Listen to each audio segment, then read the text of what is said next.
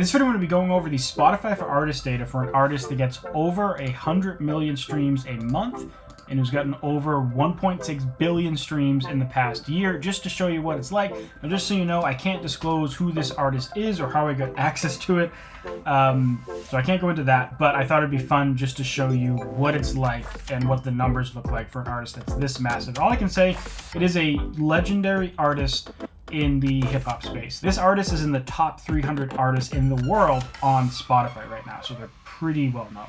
Diving right into it, we are looking at the last 12 months for this artist, 86 million listeners and 1.6 billion streams. An average of 19 streams per listener, 62 million saves, 72 million playlist ads. Let me actually zoom in a little bit. And 17 million followers over the last year. So a year ago, they had 15 million followers. Now they have 17 million followers.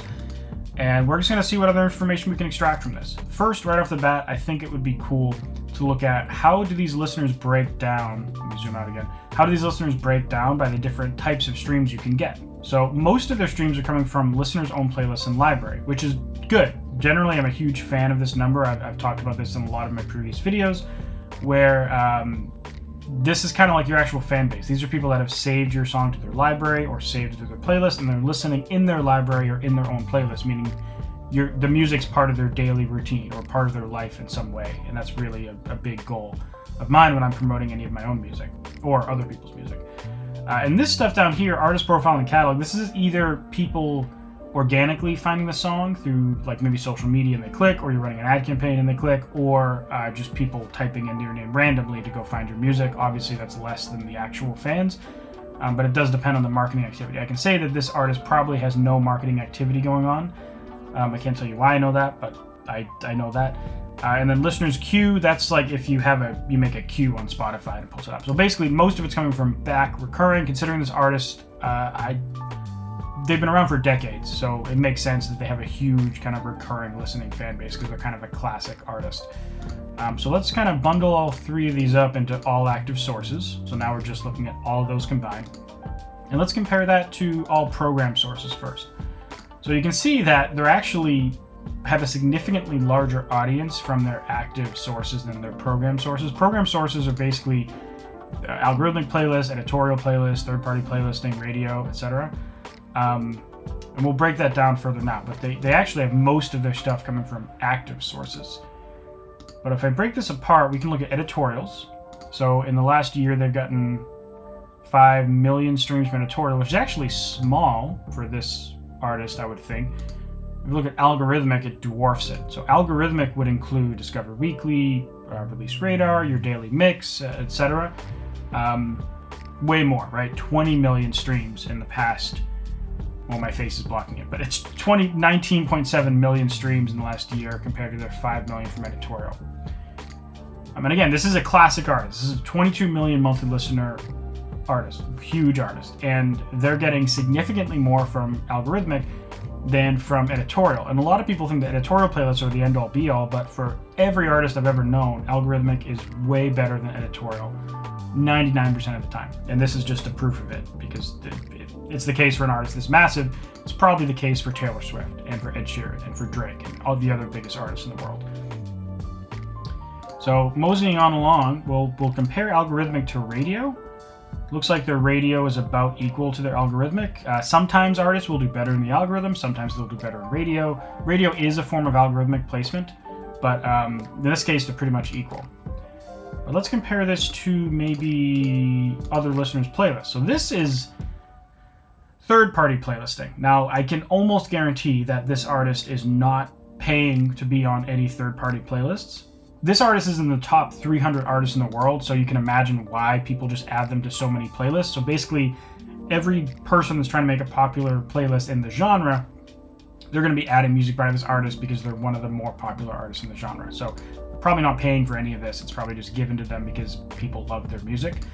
If we go in here, we can look at personalized editorial, see how that compares to regular editorial. A lot of people don't know this, but there's two types of editorials. One is pure editorial, where every song in the playlist is like handcrafted and hand chosen.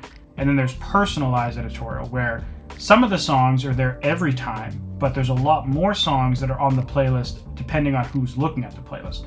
So you might look at a playlist that's personalized that has 100 songs, but maybe like 50 of those songs are just there for you. And if a different person logs on, they'll see 50 of the songs that are always there, but they'll see a different 50 of the songs that are only sometimes there. And those 50 are curated based on your listening behavior and what Spotify thinks you like.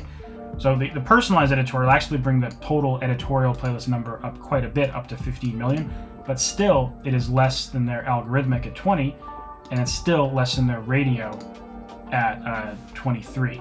So they're getting between algorithmic and radio, they're getting 40 million streams a year, and editorial is actually 50 million. So it's more than double is what they're getting algorithmically. Now we can also look at charts. Most artists you look at, they're gonna have nothing in charts because they're tiny. But this guy's in the top 300 artists in the world right now. So if we look at charts, 89. Like, now I don't think this artist. You can see this definition down here. From the top 50 viral 50 charts, top 50 and viral 50 charts from the Spotify app.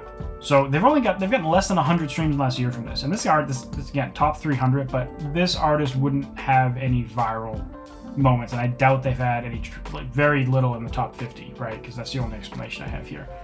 And actually, another thing to consider, all the stats I've been giving thus far are actually not streams, they're actually listeners. So if we break this up and look at like algorithmic, it actually wasn't 20 million streams, it was 150 million streams. And then radio, there's another 150. Personalized editorial, 40. Regular editorial, 12. So things differ a little bit. You can see the scale of some playlists make a big difference, right? Like you can see the radio and autoplay. When we switch to streams, it jumps up a lot, meaning people must be listening to multiple songs by this artist in radio and autoplay. There's kind of an interesting thing to know. Now, stream per listener is actually quite interesting. 19 over the course of a year is actually very good. This artist does have a really big catalog, and fans of this artist probably consume a ton of their catalog. So this makes sense, but this is an exceptionally good number. It means that the people that love this artist, like, they really love the artist. They're listening to 20 songs. Obviously, some people listen to one song and not a lot, and other people listen to 1,000 streams over the course of a year, but this is a really high average. Now, next, I think it would be interesting to take a peek at segments, because this can be kind of boring for, if you have like 10,000 monthly listeners, there might not be too much exciting going on in here, but I think it might be interesting if we look at like active, and we can look at their super and moderate and light listeners. So they have over 1 million super listeners in the past 28 days, which is crazy.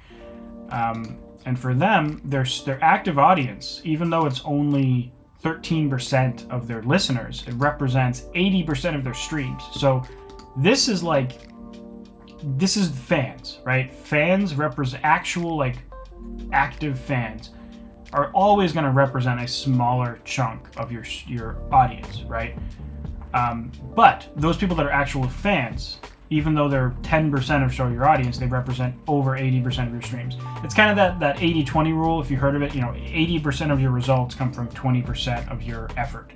This is kind of that, right? We have 10% of our listeners giving us 80% of our streams, and that's because they're actual fans. A lot of people in these previously active or programmed audience, like they're casual fans, or they might not actually be fans at all. They might just like one song, or they might have just heard one song.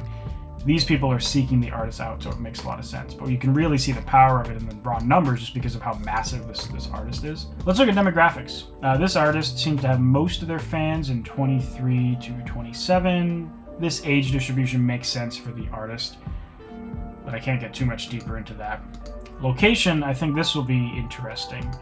They're from the United States, so I'm sure some of you have guesses for who this artist is now that I've left these like breadcrumbs throughout the video, but from the United States, it makes sense they have a big US audience, but also they're really popular in the United States. But so the listeners, I will say that each of these cities, it's over, like here, they're over 100,000, 200,000 listeners a city.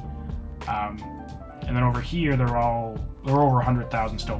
All of these are over 100,000. A lot of these ones left are over 200,000, over 300,000. So a lot of listeners in some very big cities, but a lot of people ask me about Sao Paulo, because if you're running ad campaigns for your music, you'll see Sao Paulo, and really the big part of that is just Sao Paulo is the biggest city in like the Western Hemisphere.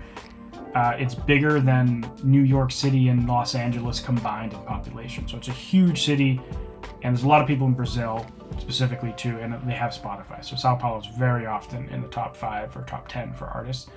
But they have a really big audience in the US, the UK, and Australia, which is interesting, worth noting. But I'm kind of curious, how will this artist fare if we look at some of these riskier countries when it comes to advertising? Like Philippines and India are questionable marketing-wise, at least for advertising, so I usually won't target them, but we do see they have a very strong presence really in every country across the globe. They have a very dominant lead in the United States, but even in some of these countries where advertising is tough, they have a really good traction. So streaming data can be really strong in a lot of these countries, but there's definitely a huge drop-off down here, right? Like if we go all the way down, the smallest country is Tuvalu. I've never even heard of that. Kiribati. I haven't heard of most of these countries down here, but this is just kind of cool to see.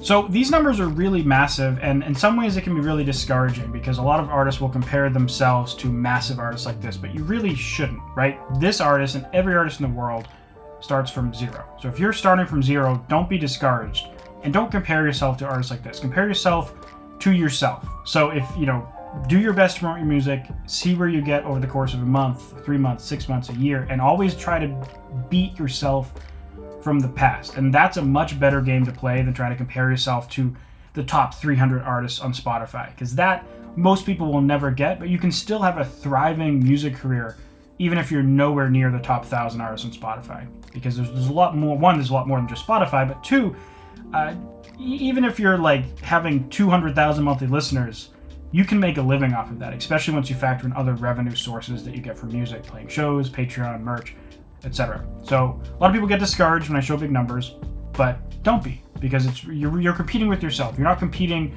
with top 300 artists in the world.